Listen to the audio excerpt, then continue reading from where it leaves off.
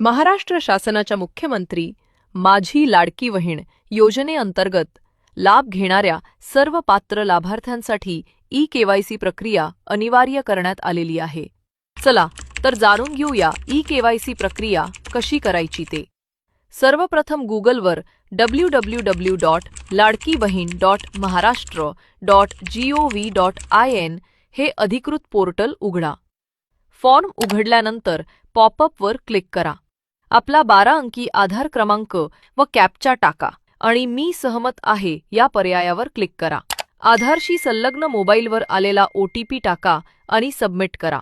आता नवीन फॉर्म उघडेल.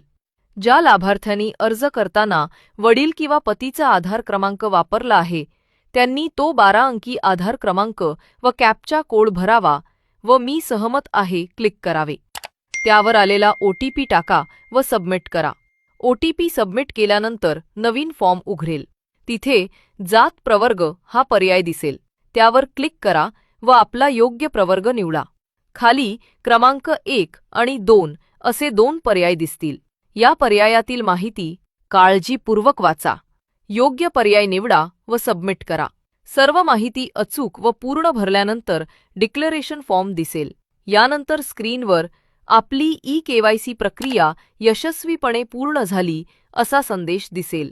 अंतिम सूचना: प्रत्येक लाभार्थ्याला फक्त एकदाच ई-केवायसी प्रक्रिया करण्याची संधी आहे.